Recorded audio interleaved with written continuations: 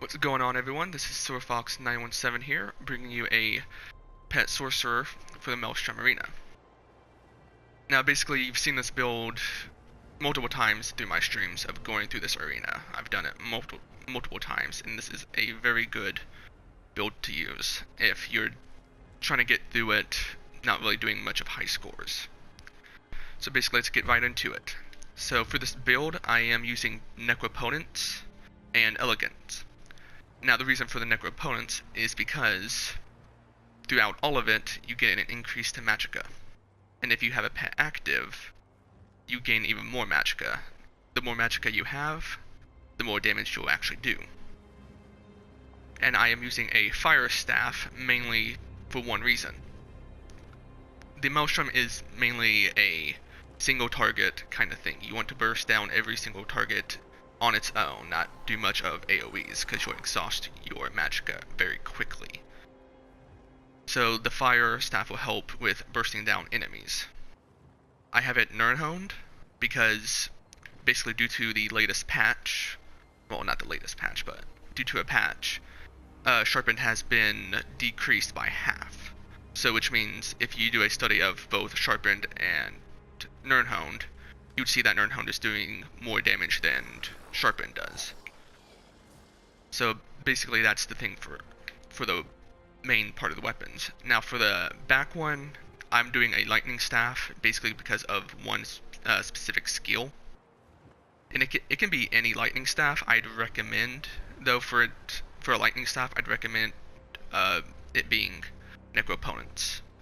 The reason for the Necropotence is because the way that I have this build right now, my fifth piece is the Fire Staff, so which means once I switch over to this Lightning Staff, I will lose my Magicka. I'll lose a little bit of Magicka. I'm at 38k without the staff, and with the staff, I am back up to 42k. So you can see by switching multiple times, your Magicka is going to go down and up, down and up.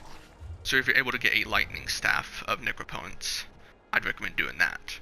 But if you can't, really any Lightning Staff will do. For the head, I have a monster head, mainly just for the one piece bonus of the extra health. Because since this build has very low HP, you're gonna need that extra health.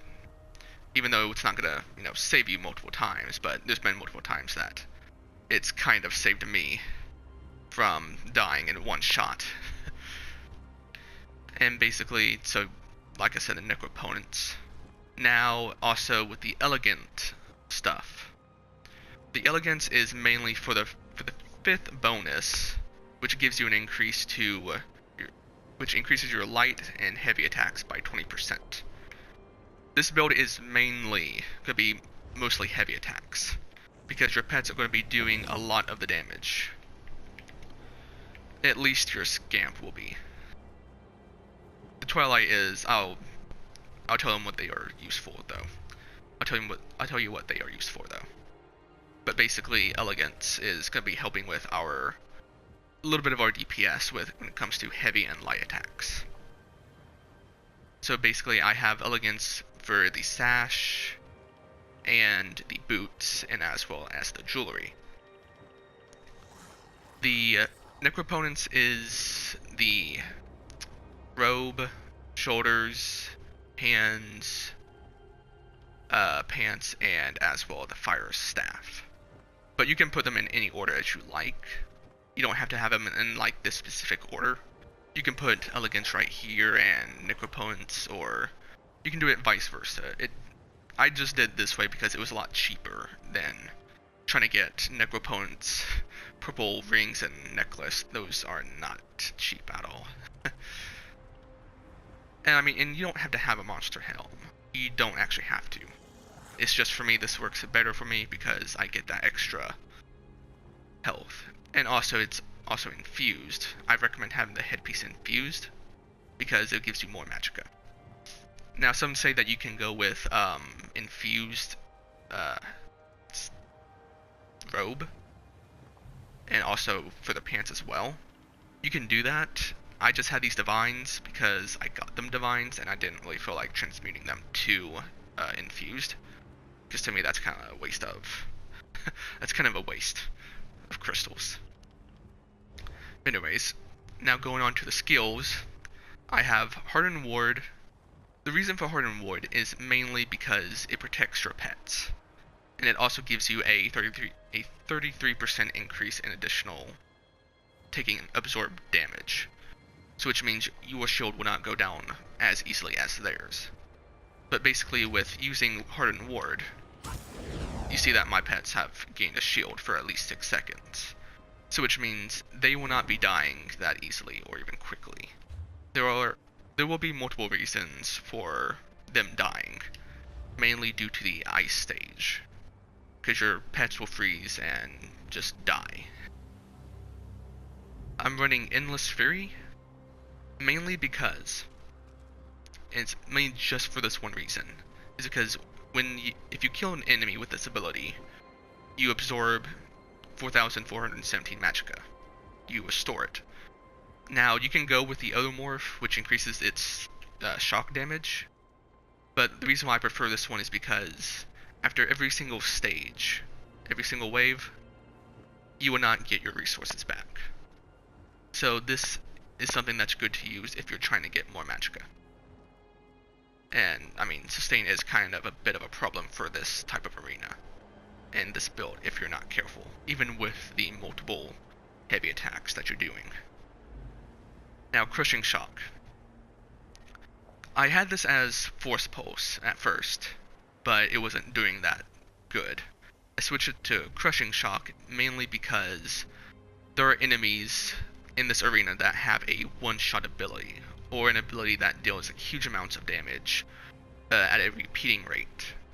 Crushing Shock will basically interrupt your opponent, making it to where basically you have the boss on the other side of the arena and you can't really run up to him since either you're low on stamina or by the time you reach him you're dead.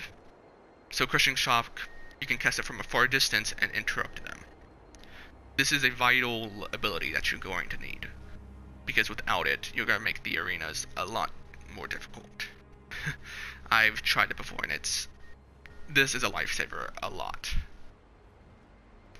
Now, for the last 2 slots I put in my pets.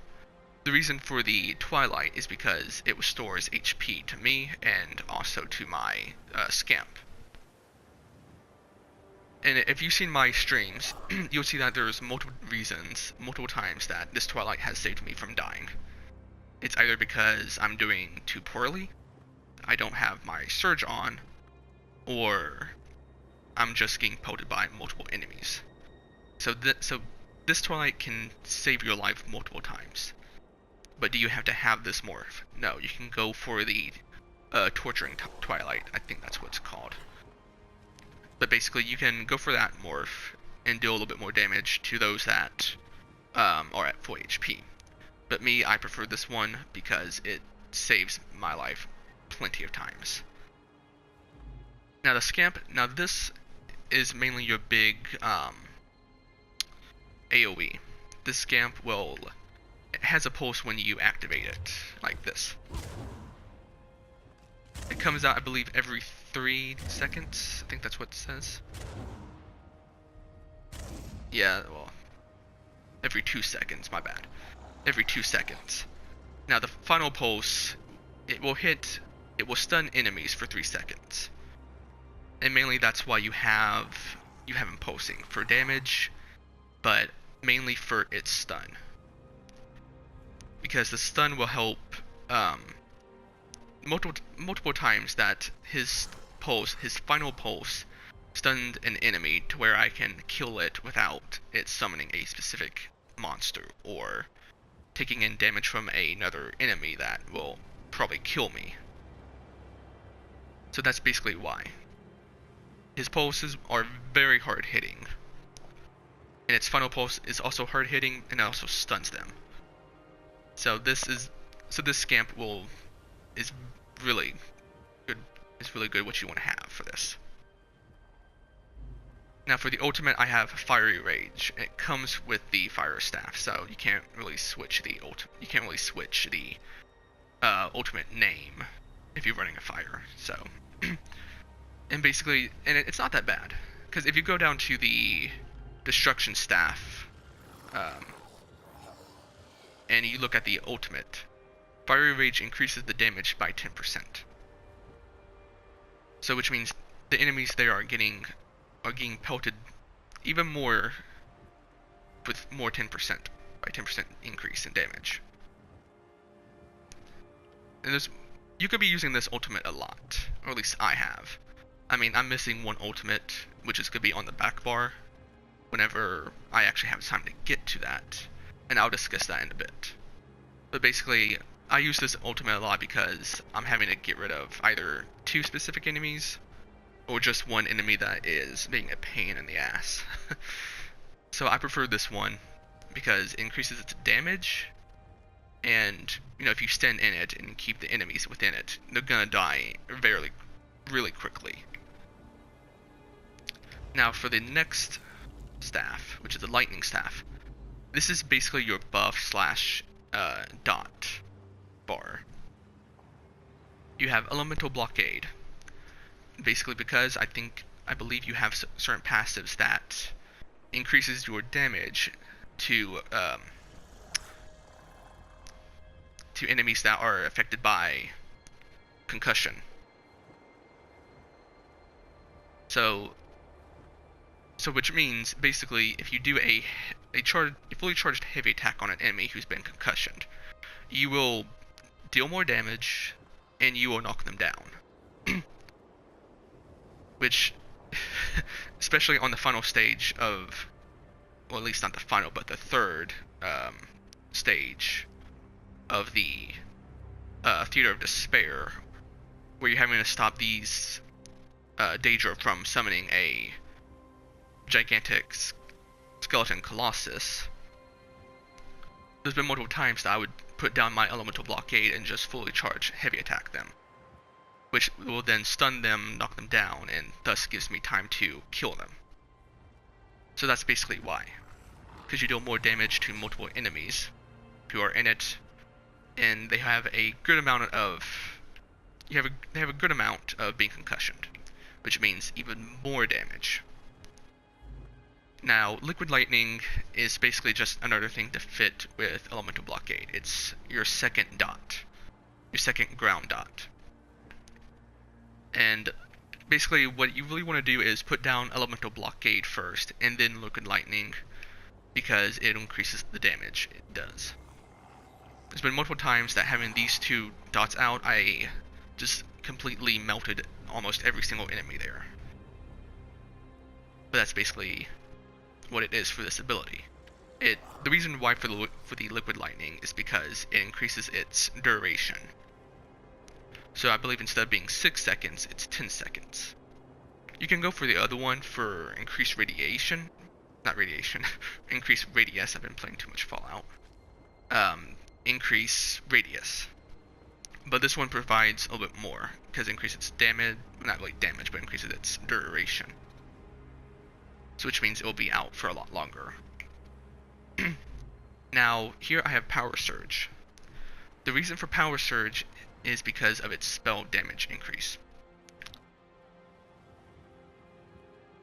Because I don't think you get the spell damage increase if you don't have it morphed at all. I think it's only with the this morph Power Surge. So this is basically this is one ability that you're going to need to have on at all times. Because if you don't have this on, you're not dealing that much. You'll be dealing very less damage, and you're not going to have that self-sustain that you're going to need, which is another thing for this ability. Because while you have this active, if you deal a critical strike, you heal for 2,550 health. Which this effect can occur once every 1 second. So it's really good if you are able to deal a lot of critical damage. But basically, that's where the Twilight comes in. If you can't deal critical damage, that's where Twilight comes in. You can just use the ability and heal yourself to back to full HP, or at least halfway. So having this on at all times is really crucial to this. And now for the last 2 is basically the two pets. You gotta have them on both bars. If you don't have them on both bars, both of your pets will disappear, and that's not good. Now for the ultimate for this bar, I just put something random here. I don't actually use this ultimate at all. Very rarely, but I don't really use it.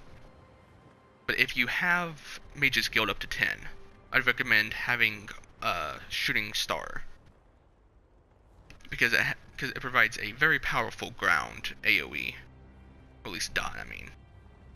Very powerful ground dot, and it's really powerful when you're up against a boss that doesn't move a lot or that stays still for a certain period of time. And so basically that's it for the skills. Now let me show you the champion points. Now as you can see, I am not 690, so I don't have every single point into champions at all.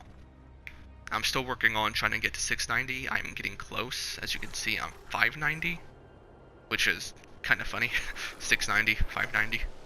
Come on, it's funny. Anyways, so I will do a update for this build once I reach 690 to show you where I put the rest of the champion points. But starting in the green tree, which is the tower, first off the tower, I put 21 into Warlord, which gives me a brick, which reduces my brick free by 9.44%. You're not going to try to do a lot of breaking out because you don't want to exhaust your stamina, especially in the final stage. Because if you exhaust your stamina, you're not going to be able to roll, or even block. So I put this at to 21 because it will help at least lower the amount needed to break free. But it's not going to be like very groundbreaking. Now for the lady, or the lover, I put 76 into Arcanist and 76 into Tenancy. Now you could put these to 75. I've heard that it rounds down, which means you should have, by what it looks like, you should have 14%. But really, in reality, you don't have 14%. You might have like 13.76 or something. I'm not too sure. I'm not good with math. But basically, I have these at 76 so that I can at least get more for my magicka regeneration and the amount of magicka I get from my heavy attacks. Now to the shadow, I have 24 into tumbling. I used to have some into shadow ward.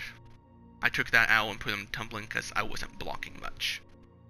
But you can take some out of tumbling and put them into shadow ward, or if you don't really want to do, take some out of this and put them into sprinter, which reduces your sprint. There's been multiple times that I've sprinted, and with this build, it's very crucial to sprint, at least on the final boss of the final stage, Theater of Despair. Don't sprint too much because you're going to exhaust your stamina, but at least if you need to do that small sprint to reach the shield on the crystal stage, I suggest doing that.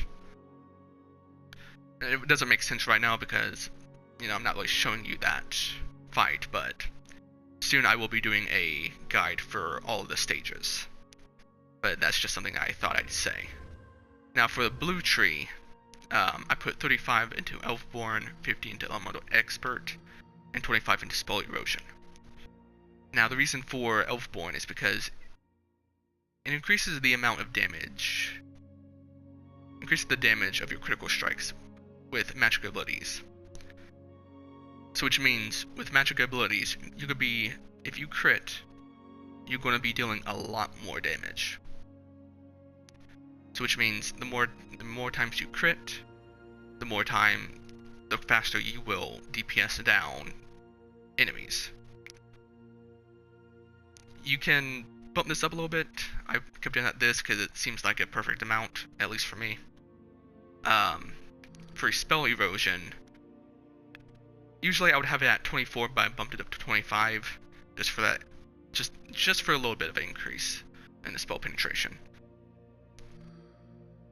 For Elemental Expert, I have it at 50 because it increases my damage with Flame and Shock magic damage abilities. And usually, since I'll be using a lot of Fire and Lightning, this really helps with it. But the big main thing is when it is Thaumaturge, which is on the Ritual. And I'll go back to the other tree in a second. But on the Ritual Thaumaturge, you want this up to 75.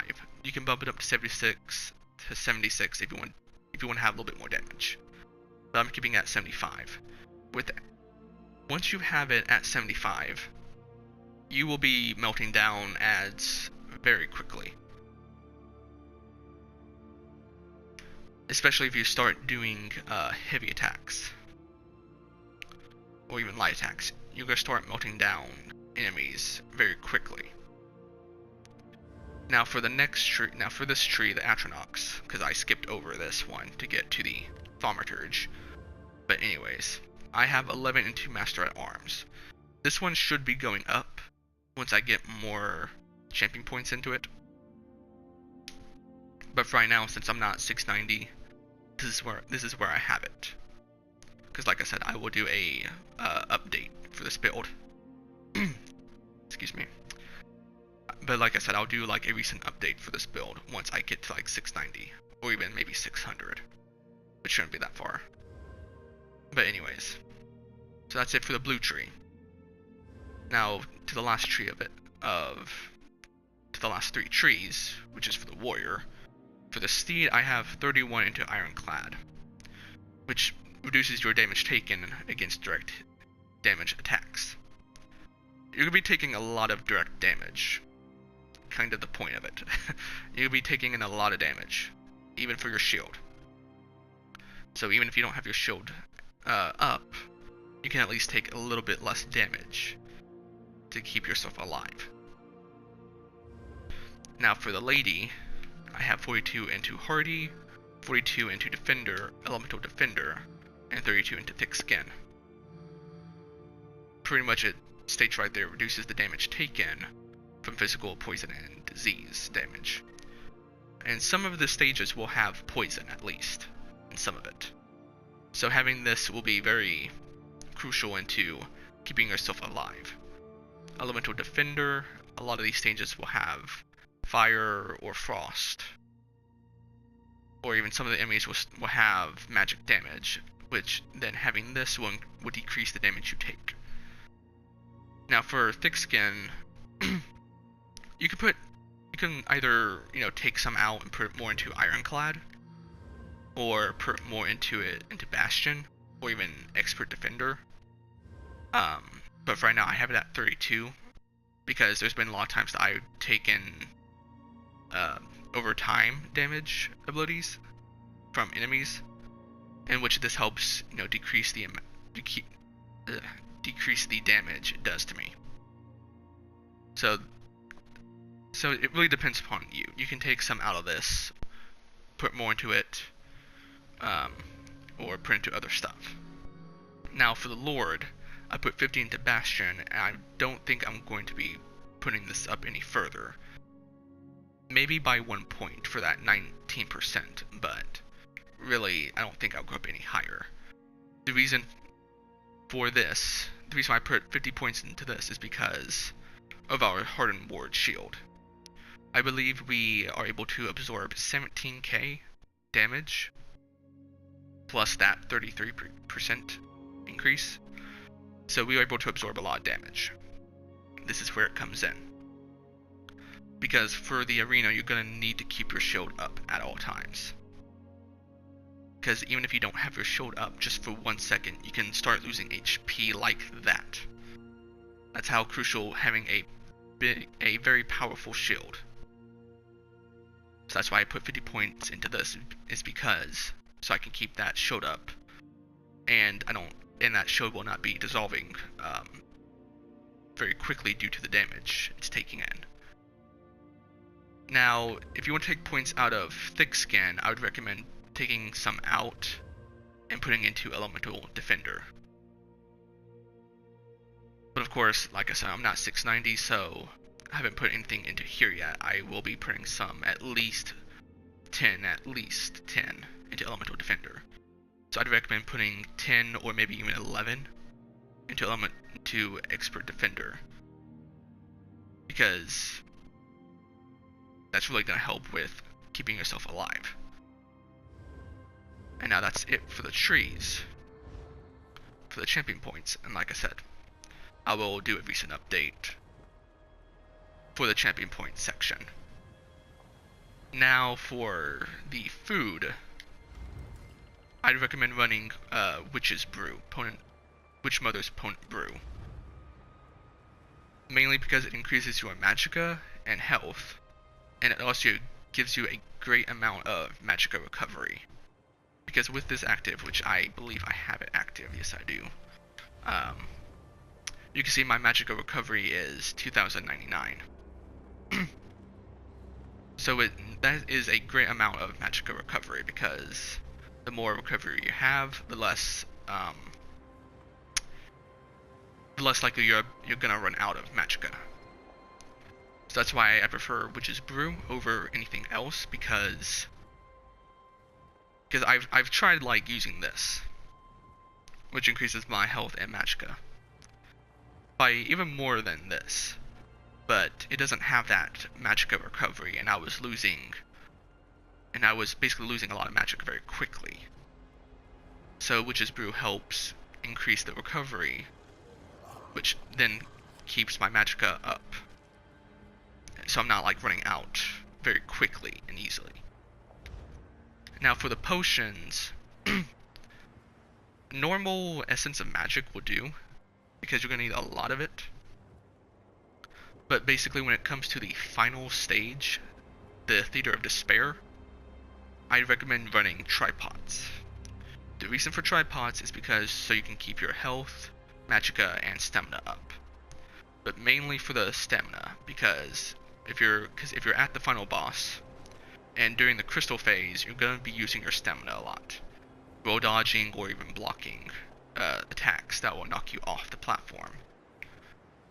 So having tripods for that specific reason will help you keep your stamina up, and you won't be falling off that platform multiple times. Because I mean, even though I've beaten him multiple times without it, there's been times where I wish I had a tripod, or even a regular stamina pot. But basically, if you can't get that, usually Essence of Magicka or the stamina pot will really help.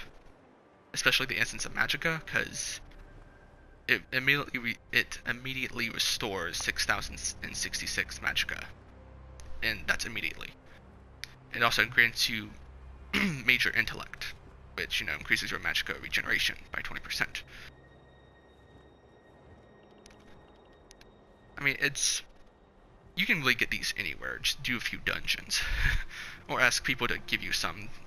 They shouldn't really be they should be really cheap, or just start doing some dungeons. You get these things really easily. But that's basically it. I don't think I am missing anything else. Let me guys know in the comment section if I've missed anything. Either I'm not really sure upon what I'm missing. I don't think I've missed anything. But anyways, let me guys know if I've missed anything, and I hope this build helps you out with getting done with this arena. I will be making other builds for this, so like a non-pet magicka sorcerer, or even a stamina sorcerer.